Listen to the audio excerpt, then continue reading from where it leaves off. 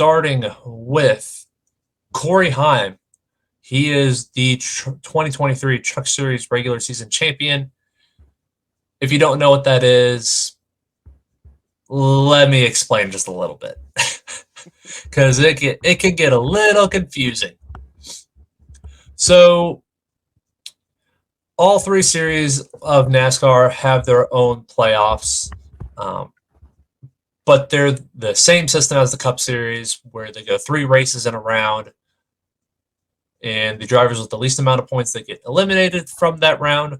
So for the Truck Series, they have 10 drivers who are competing for the championship to start out with. And for the first round, 2 drivers get eliminated. And then second round, they go down to 4. A little confusing for the Truck Series, mostly because they have a different number of drivers they eliminate per round, and it starts so early. It starts very early. Starts like a month before the Cup Series. But anyway, so Corey Heim is the Truck Series regular season champion. He gets an extra 15 bonus points on the seat for the playoffs. So he's going to be tough to beat throughout these next 7 races, I think. Yeah, 7 races that will last to November at Phoenix. But the big story from Saturday night is that Carson Hocevar got his 3rd career win and his 3rd win on the season. All coming at different tracks, nonetheless.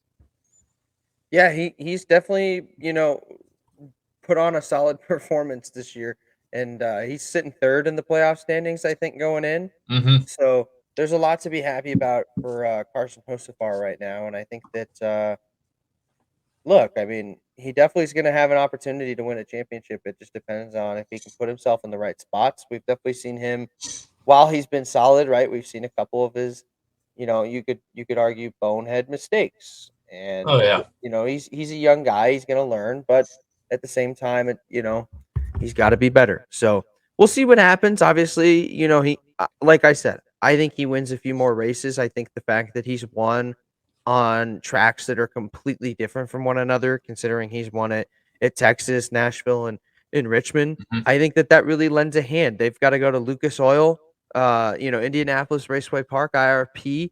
I think he could be really, really solid there. And they followed up with the Milwaukee Mile. I mean, those are 2 tracks that are, Which is going to be fun. yeah, those are 2 tracks that are going to put on some very entertaining races. And then, go to Kansas, Bristol, Dega, Homestead, Phoenix, where I think he may, he could struggle I think if we hit Talladega, Homestead, Phoenix, I think like unless he's got a really good run at Homestead, it's hard for me to see him being successful. I think Talladega is just that wild card. He could be up there at Bristol, but it's going to be a tough road for him. He's going to have to perform really, really well. He's definitely going to have to win a couple races. That's for sure. Just depends on if he can get it done. And if he gets down to Phoenix, who knows? Because we've obviously seen him win at Richmond. I know Richmond and Phoenix are 2 different tracks, but there's still that same sort of short Oh, trackish package. Could see definitely. something. Could see something out of him. I'll be there to see it live. So we'll see what happens. Who knows? You'll just hear me complaining all the way from North Carolina about if Hocevar wins the championship.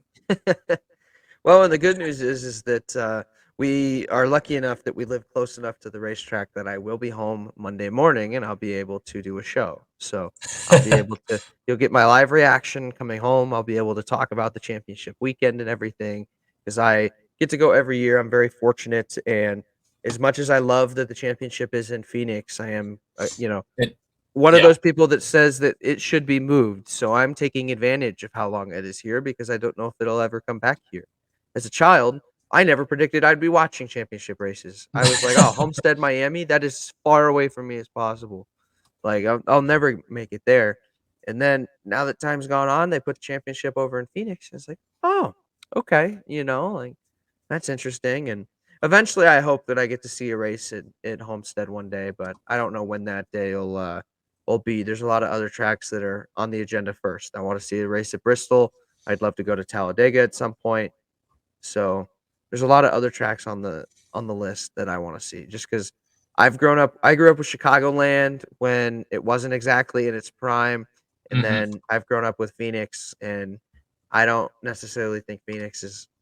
I like Phoenix, but I'll say this: I liked it better when the stands were not in turn 1 and 2, because now every fan sits at the slowest point on the track. Versus Yeah, that's yeah, something I never thought about because I'm not there. when I But was younger, you that sat does on make a the yeah. that does make a point. Yeah. When I was younger, you sat on where the seats were is where the back straightaway is now. That's Hmm. where all the seats were. That's where the grandstands were. So there, you're getting them at top speeds, man. You'd be walking by and vroom, vroom. It was awesome having them, that close. And so, just that sort of has changed a little bit. It's and especially because you're sitting at the top of the groove. Nobody really goes up in the top groove. I mean, you're so far from the cars versus what we used to be. So there's things I like about the remodel. They've obviously made good changes to the infield, but you know, who knows? Put the championship back at Homestead and we'll be good. Put it at Charlotte. That could definitely work. I could definitely see that being Please, something that would God, work. that's all I need in my life. Um, so going back to the Truck Series playoffs, their first round is Indianapolis Raceway Park, a short track, Milwaukee, uh, another short track that is also similar to Loudon, and Kansas, an intermediate track. Who are your two drivers that will be eliminated in the first round for the Truck Series? Ooh, two drivers to get eliminated. When I was looking at the field, kind of seeing who came in, I like, Matt Crafton, bottom of the board, right? Not going to pick him out. I think he's that steady veteran, right? He's going to find ways to Yep. get in and dang Yep. it, win the championship, just sneaking his way around. So I don't anticipate he gets knocked out this round. I think that if I had to pick two guys, honestly, I think Matt Benedetto is probably a guy that's going to get knocked out pretty quick here. I don't anticipate him really having fantastic runs that set him apart or anything like that. And then I'm actually gonna kind of pick a wild card here on who I think the next guy is gonna be. I'm gonna go with oh man, who's my other one gonna be?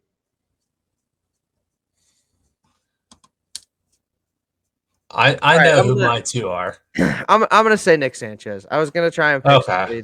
somebody that was kind of like a wild card, towards the top, but there's just too many Yep. guys that have been solid in different areas. Like I can't.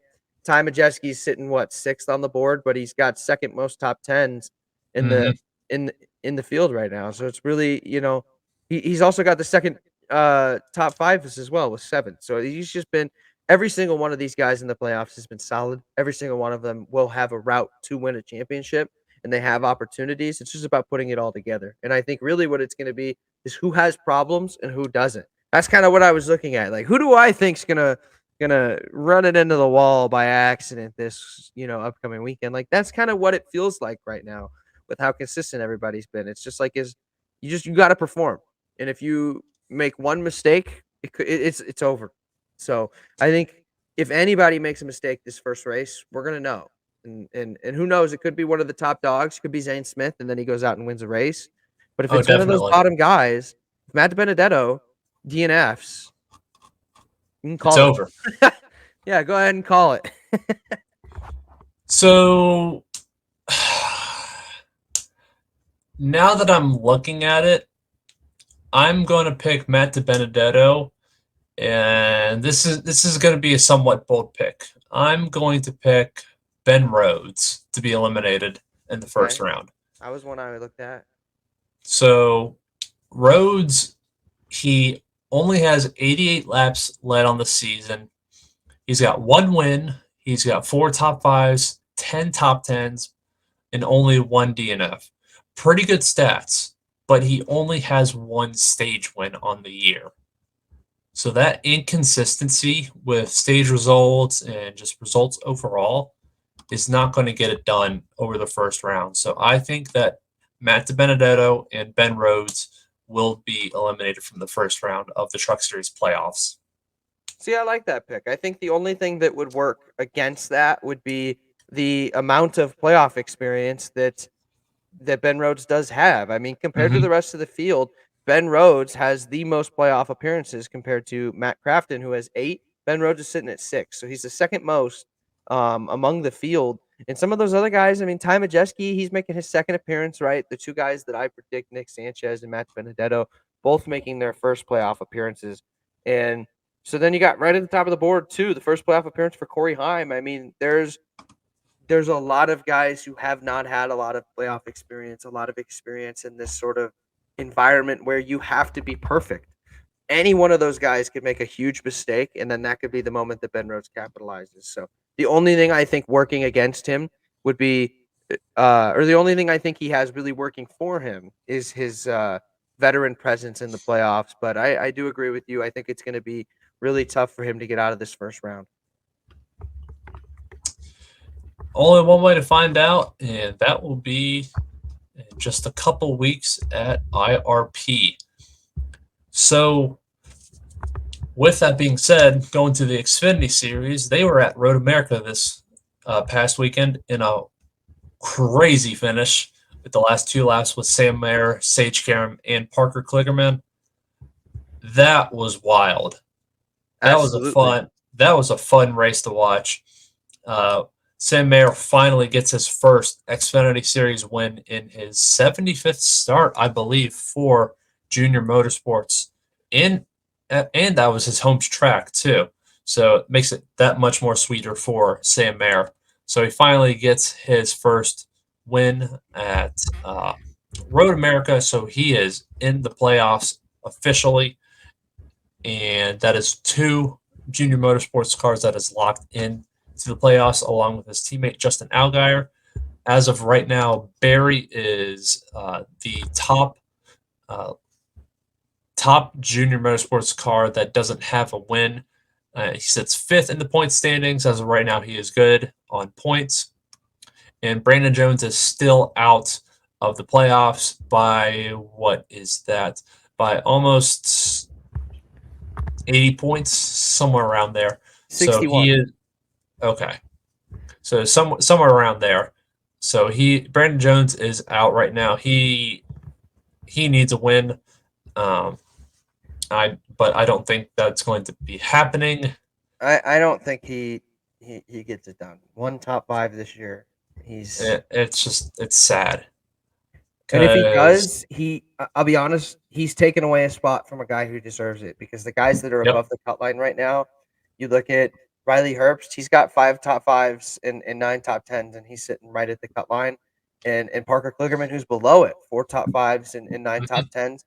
If Brandon Jones got into the top 10 and got into the playoffs via a win, he would have the least amount of top 5s tied with Jed Burton, and he'd have the second least amount of top 10s compared to Jed Burton as well. So he would just be kind of taking up some space that could go to a guy who could really compete. And I think both Riley Herbst and Parker Kligerman could compete for the that top spot, and at least compete to advance to a couple rounds.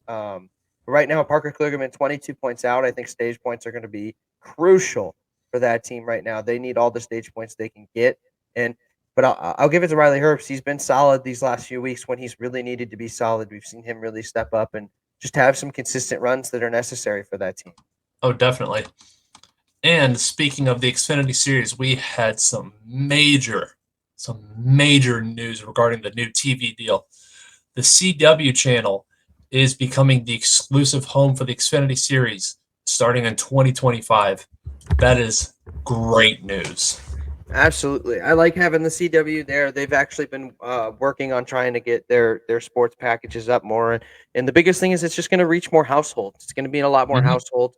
And I like the idea of having it on there consistently. It's going to be on there all year. I'm intrigued to see who they end up picking up as broadcast partners for it, or like as far as like broadcasters and stuff like that. I'm very intrigued to see kind of where that leans. But this whole thing, I think, really, I don't want to say it changes things, but I think it's opening everybody's eyes up and thinking, dang, I think all bets are off at this point for where anything could go. And now I'm really sitting here wondering, like, where does the Truck Series license go? Please, for the love of God, get it away from Fox. But where's it go? Imagine, like, NBC could pull off the Truck Series. NBC could totally pull off. NBC could keep the Truck Series, I think. But my problem with that is that all three series there's the chance that all three series would end up being on different channels. Yeah, there is that chance, and I don't think that that's a good thing. I've always thought No. like having the Xfinity races and the Cup races on the same channel has always been helpful. But at the same time, I think this allows the Xfinity Series to kind of grow its own brand, kind of grow its own market, which they've been trying to do for years in that series. And as we say, if it's one of the best products in NASCAR, why not put it on the CW? So honestly, this is just a move for the CW to really upgrade their sports package, and I think that they're going to be really excited to have NASCAR, and it'll be interesting to see how well they do. But honestly, I think it's good because this is a channel that's really just now starting to break into the sports scene. They're going to want to make a name for themselves. So I imagine that their production and stuff like that, there's going to be some growing pains. It's going to take some time to get it up to Hmm. 100%, but I think it's going to be, I think it's in the long run, it's going to be a good move. So fingers crossed that everything goes relatively smoothly starting in 2025, and that deal lasts until 2031, I believe, somewhere around there. 2031. I thought maybe it could have been 2034, but I could be wrong. Okay, so somewhere in the 2030s, we'll be old by then, but it's fine. In our 30s. Everything's fine. Yeah, God. Um, yeah, so that's great news for the Xfinity Series. Now moving on to the Cup Series, Chris Buescher with a monumental win at Richmond yesterday. That team needed that win. Absolutely, Roush Fenway Keselowski. I give them a lot of credit. We've talked about it here on the show a couple times, but they've really improved this year as far as getting top fives, getting top tens, and just having consistent performances. And they've led a lot more laps this year. And we've seen, I mean, he was probably going to make the playoffs anyways. He was already 150 something points above the cut line. I mean, Brad's 150 points above the cut line right now. Mm-hmm. So those guys they're already up there. They already are looking really good. They're already, it was just a matter of time when they were going to get that win. It's unfortunate that it wasn't Brad Keselowski, coming home with that win, but I think his time will come. I think his time is coming, and it's going to be a very sweet victory when it does eventually come for him. But nonetheless, it was a outstanding performance for our good man Chris Buescher. I mean, there was even the late race caution. He almost lost it at the end, but to be able to hang on, I think that was a big deal for him and lead some laps and at a track that he didn't like, come a few Oh, years yeah. ago. But I think after the spring race, he gained a lot of confidence and stuff, and so a really solid race for RFK. And we saw Ford was able to have a better weekend than I think some of us may have anticipated, and Toyota definitely wasn't as dominating as I would have expected, and then you had Chevy who just I don't even Yeah, know that was not a great weekend. That what to was say not a. about Chevy. Oh, yeah. I got nothing good to say about Hendrick and Chevy this weekend. That was a rough weekend. Anyway, yeah. So Buescher's third career win, his first at Richmond, first on the season. Their short track program has come alive all of a sudden. Yeah, RFK's short track program has become quite the force all of a sudden. Because Buescher should have won Richmond last year. He had a great shot at it. We did win Richmond this year, and he won Bristol last year. And he could be a factor at Bristol once again later this year. yeah, I think that's why this is such a good thing, because they weren't in the playoffs last year when they got that win, right? So now he can Mm-hmm. go into Bristol, a track that he won at the year prior, and even just a really good finish sets him up the rest of the rounds. Like they're set up really, really well. That when I come out with my playoff predictions, I don't necessarily think I'm going to predict RFK cars to get knocked out first round. So there's a lot of opportunity there for RFK to put together one of the best seasons that group has seen in a long time. Well, like we always say, there's only one way that we're going to be able to find out, and that's by finding out this coming September when the playoffs do start. So Buescher does have a guaranteed lock in the playoffs. He is going playoff racing as of right now. Let me pull up the point standings real quick. While you're doing And that, I do want to give a big shout out to Bubba Wallace once again. Great mhm. run this weekend, lots of stage points, and put himself in a good position, sitting 54 points above the cut line. I feel like it's just kind of hasn't been talked about enough. But I mean, that team was a team that was fighting below the cut line. They were fighting 54 points below the cut line this time a year ago. They're sitting 54 points above it, and they've been consistent to a point where it's hard to predict that they're going to fall off in these next few weeks and have some really terrible races. I feel very confident in thinking that they're going to be solid these next few races, and they're going to point their way into these playoffs if nothing crazy happens. I also like Bubba Wallace to maybe win a race. They've been close a couple of Oh times. yeah, I he think at could some go point out. He could he's go going to out and have the win next fastest week. car. Yeah. At some point, 23XI is going to put out the fastest car in that 23 car. He's been close. He's been the third fastest, fourth fastest. I'd argue he was the fourth fastest yesterday. They were good yesterday. And then, where did he finish yesterday? He finished. Let me find the results. He finished He 12th finished. yesterday. Okay. But he Yeah, led 80 12th. laps. Yep. I mean, they were good yesterday. They need those races where they can just lead laps and just run up front. Nice solid day for them. And I'm just very happy for 23XI and just that gradual performance improvement. There's been a lot of people that have talked about whether or not Bubba would lose his seat and whatnot, but I just you look at the improvement, and it's nothing substantial, but in this sport it's hard to sit there and not everyone's going to have a years that Trackhouse has. It's going to take time, it's going to take patience, but I think that they are slowly turning into one of those top teams. Yeah. So as of right now, there are 4 spots left in the playoffs. Kevin Harvick is plus 182 over the cut line. Keselowski 151 over the cut line. Wallace is 54 over the cut line, and Michael McDowell, who holds the final playoff spot as of right now over Ty Gibbs, is plus 18. Do you see any of those changing throughout the next 4 races as we go to Daytona? No, it's really hard to. I think if anything, we could definitely see McDowell fall out. But I think that Ty Gibbs has just been slowly, quietly been consistent. The biggest thing between those two drivers is they haven't been scoring many top fives, right? There's some top 10 producers, and when you compare them to a lot of when you compare them to the rest of the playoff field right now, those two guys, they're not producing as many top fives. So you could argue right now that we're talking about guys that, you know, aren't gonna, they're gonna get knocked out first round, between McDowell, Gibbs, and even Allmendinger. But I think, Chase Elliott could get up there, right? That bumps Michael McDowell out. Then, Mm-hmm. say Chase Elliott wins a race. That bumps Michael McDowell out. Then you've got Harvick, Keselowski, Bubba trying to get in on points. Bubba looks really good right now. If he just keeps pulling away, he's gonna be all right. But I think if anything, we're gonna be Yeah. looking at like a Bubba versus McDowell or a Bubba versus Gibbs. I think we're gonna have one more winner below the cut line. I think it's definitely going to be either Chase Elliott, Alex Bowman. Who knows? Austin Cindric Or could come out of both. nowhere.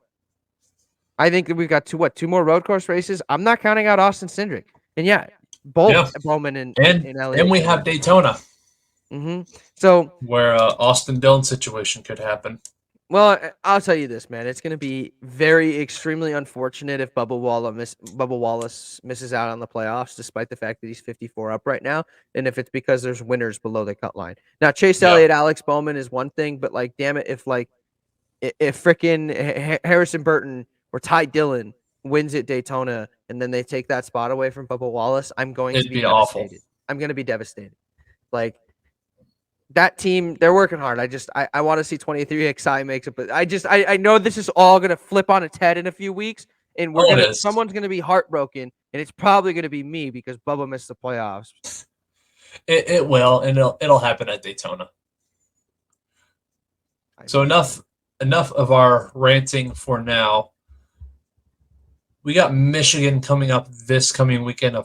A pretty fun track. Produced great racing last year. Kevin Harvick, who came out with the win last year. Who do you think can pull off the dub this coming Sunday at the Irish Hills? Harvick's going back to back. You think Harvick's going back to back? Harvick's going back to back. 2 wins in a row at Michigan. It's going to be Kevin freaking Harvick this weekend. Finally getting that win this year. Could be his last. I'm not predicting it's his last. I think he's going to get 2 this year, but I think he's going to get a win this weekend. I think it's time for Kevin Harvick to show out, get that first win on the year, and solidify his spot in the playoffs, because who knows? Something crazy could happen. He finds his way out of the playoffs. Let's not let that happen. Kevin Harvick, you're in the playoffs, baby. Definitely. And well, I'm gonna one up you on that one. I picked the 4 last week, said he was gonna go back to back at Richmond. That did not happen.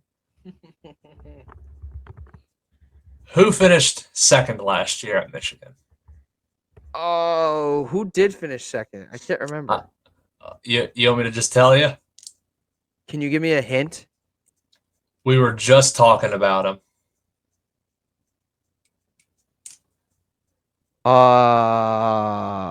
Toyota. Bubba. That's right. Yep. That's right. Bubba had a Yep. hell of a race last year. He almost Yep. won it. Now, okay, now it's all back to me. Yeah, that was I remember that because he almost won it there, and it was going to be very exciting. So, hey, that's your pick. I And like he it should have won. because there was a late race caution, right? Yep. Yep, there it is. So I think Bubba's going to get the win on Sunday at Michigan with Harvick coming in second. Okay, So, I like so, that. re- Little reverse. so reverse order from last year. I like it.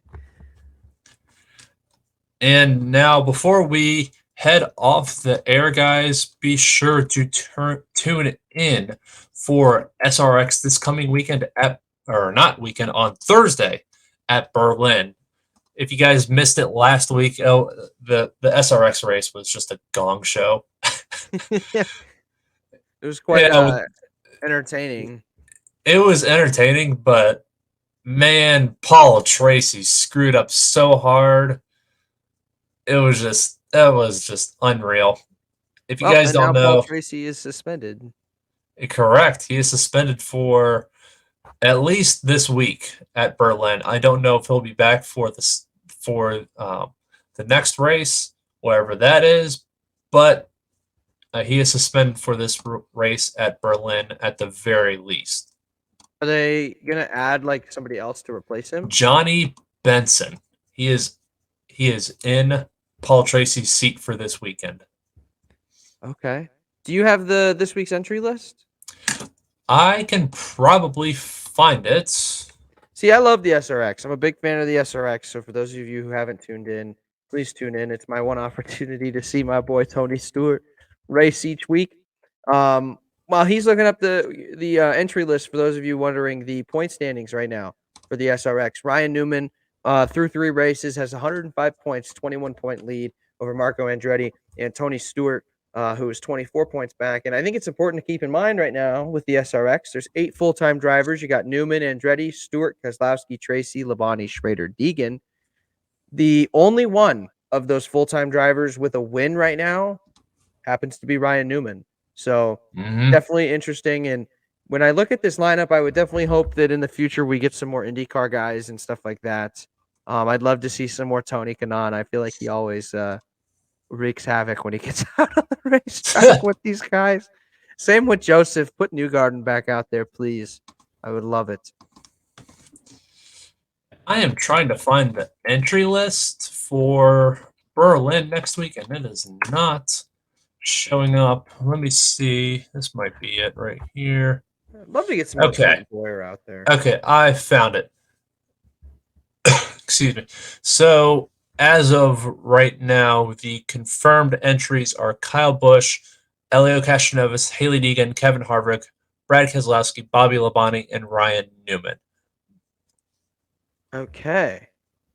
Along with Johnny Benson and a couple other drivers. I don't have them right now. See if I can find everything else.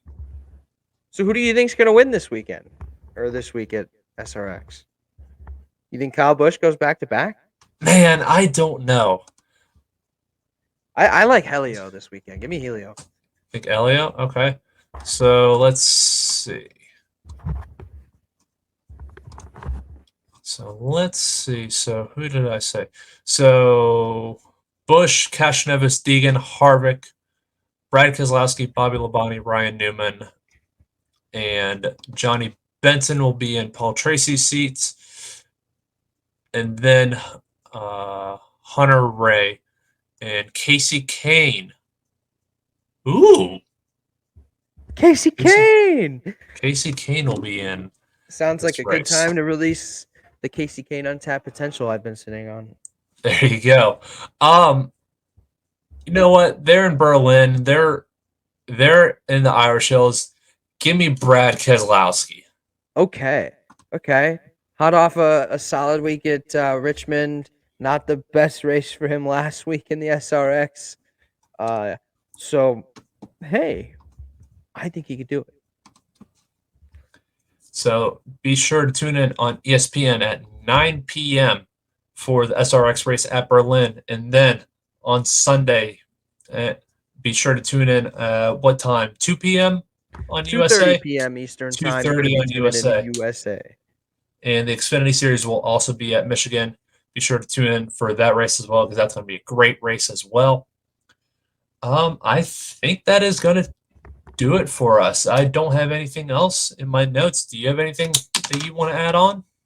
All right. Not much. I think it's No, I don't really have much I think I want to say. I definitely, I'm looking forward to Michigan this weekend, and I'm looking forward to Nashville as well. So, going to be some solid races. Definitely sad that we're not going to have F1. Little stinkish that's not going to be around for the next month. But hey, I just want to say we always appreciate everybody joining for the Coming to Line podcast, and you know, the more people, the merrier. So we always appreciate everybody tuning in, and if you guys want to check me out on Instagram, mason.wood01. Check me out on Twitter at Mace Hollywood, MASE Hollywood. Go ahead and check me out on there. I'm always posting updates about the races, about football, really anything over there. I recently ranked all of my Marvel shows that I've watched. So if you, Ooh, I talk about literally I anything. did not see that. I ranked all of the Marvel shows, and that's coming from somebody who, to many people's dismay, I actually enjoy all the Marvel shows. So Let me hold on. Let me find this tweet real quick so But I yeah, can give a live reaction. Where did you put it on? it was a reply Twitter. Oh, it was a on Twitter. reply. It was a Let's reply on see Twitter. here. But yeah, guys, also check out my articles as well while he's looking that up. Make sure you guys check me out over on Back Sports page. We always appreciate the support of Back Sports page. We love everybody there. Shout out Zach Morgan for helping us get this rebrand done. Wow, you put Miss Marvel that low? I had a hard time putting Miss Marvel that low because, like I said, Oh, I love all of the shows, and I loved Miss Marvel. I did, but the other shows kind of clicked better with me. I think I would have put Miss okay. Marvel higher if the editing style was the same throughout all of the episodes. But like the That first two that episodes, that's editing fair. style, brilliant, and then it drops off 3, 4, 5, and it's like they went away from that cool editing style that they tried to develop. They went away from it. So I love all the shows though. Moon Knight by far my favorite. Loki's also great. So, but I had to make it known like I love all the shows. Like everybody's bashing Secret Invasion. I liked Secret Invasion. I liked And it. I did. I did. I thought that the finale was a little I don't want to say anticlimactic, but like it just kind of Yeah, snapped your fingers and it was it just over. stopped. And so it was like, wow, that just went by quick. But no, I've generally enjoyed all of them. Like I found ways to enjoy She-Hulk. Obviously, I don't think I was the exact target audience for She-Hulk, but I still enjoyed it. My girlfriend made me watch it every week, so I enjoyed it. So ultimately, it's like I'm not somebody that generally hates TV shows and stuff. So like I usually like majority of the things I go see. I enjoyed Barbie, kill me, but I didn't think Barbie was bad. So it's like I'm more of a positive. I have a positive outlook in that sense when it comes to shows and TV. But there's definitely things I don't like. I really hate the third SpongeBob movie. So there's that. Got that going for you. I don't like the sequel Star Wars films.